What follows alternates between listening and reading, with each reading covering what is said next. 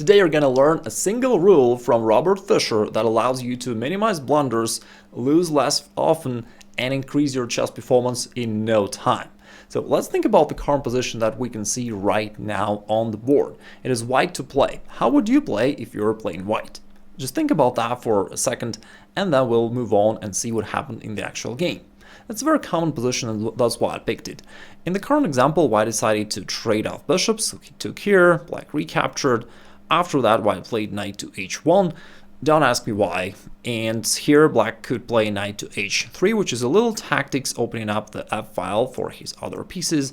And after this little combo, black manages to win a pawn, as well as open up the king, destroy white's pawn structure, knight d4 is coming, and overall, black is having a great advantage.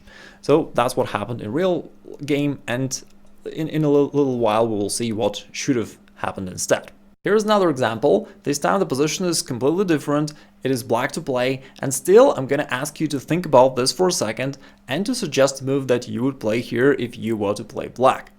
I'll give you a few seconds to think about this. In the game, black played attempting move rook b2, which attacks a bunch of pawns on the second square, on the second rank. But unfortunately, after h5, it turned out that white has a very simple checkmating plan to go h6 and queen g7. And actually, there is not much black can do to stop this. So h6 is coming, followed by queen to g7 checkmate. If black captures it, this just exposes the king, and white can attack it in different ways.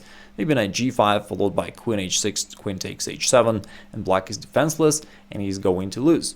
As far as I can see, when people lose games like that, they often think that they need to solve more tactical puzzles, or they need to find a way to avoid blunders, or something else, or that maybe they miscalculated. But the reality is, in both cases, you can see that there was one common pattern. White had a piece here in black's half of the board. If we assume last 4 ranks to be black's territory, then there is clearly one piece of white which is standing onto this territory, which is the queen on f6, and it is the most active piece of white because it is the most advanced piece of white. It is closer to black's position, and therefore it is putting pressure here along these diagonals, and yes, it is potentially ready to create some checkmating threats. So here is the Fischer's rule. If you see an opponent's piece on your half of the board, you're gonna need to neutralize it. And also a similar idea, generally speaking, it is always useful to ask yourself, what is the most active piece of my opponent, and try to neutralize it. You can neutralize it by exchanging it or attacking it and pushing it back. So in this position, black could have played queen to e7, simply offering the trade of queens, and after that, that would neutralize the attack right away, and black's position would be completely fine. Going back to the previous example, we can see that black's most active piece, which stands on white's half of the board, is this knight on f4. And as long as it stays here, it'll always create some unpleasant threats and opportunities for you to blunder something. And therefore, it makes sense for you to think about ways to neutralize this knight. And that's the first thing you should think about when you are looking at a position like that. For instance, white could try to play knight e2, offering an exchange of knights. And if knights are traded off, white's position would be completely safe. Since this is Fischer's rule, let's see how Fischer himself used it in his own games. In this case, he's playing black against Donald Byrne playing white. It was black to play. There's this queen on h6, white's most advanced, most active piece, and black's gotta find a way to neutralize it. Now, you can either exchange it, so a move such as queen to g7 may come to mind, or attack it, trying to push it back. And in the game, Fischer played knight to g4, attacking the queen this way with a knight. By the way, you may wonder, this queen does not create any checkmating threats right now. Why would I need to really exchange it or do something about it? Like, my king is defended, I've got all these pieces around, so there is no checkmating threat. Well, it kind of reminds me that old saying that a smart man knows how to get out of trouble and a wise man doesn't get into trouble, and that's kind of how you apply it into chess. So it's just easier to play that way, so that you are proactive and you prevent yourself from getting into troubles in the future. Here he just played knight to g4, attacking the queen. White decided to play queen g5 check, black covered queen g7, and now white finally decided to trade off queens. And as a result of this little operation, black is still a pawn up in an endgame, there is no danger, and Fischer converted this extra pawn later to a winning game. This one is an absolutely brilliant example of how you utilize this idea in different positions. Fischer was playing white against Barkzai. It was white to play.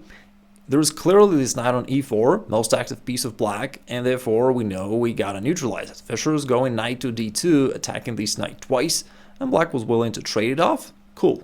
After that, black played bishop to f5. Now, what's black's most active piece in the current position? Let's think about this for a second.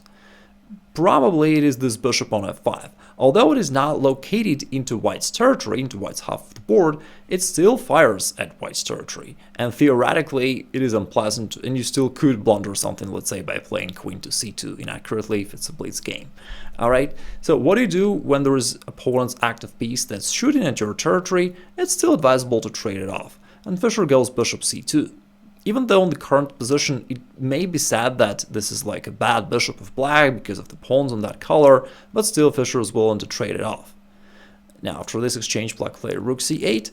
Now if we're looking at black's position, there aren't really any very active pieces, and strictly speaking white could not worry about it that much. But if we were to care about some pieces that could come to our territory, there's only one that could go knight c4 and start inflating our position. Fischer is playing b3 to prevent it altogether, so that this knight can never go there, and his territory of the board, these first 4 ranks, are completely secure of black's any pieces.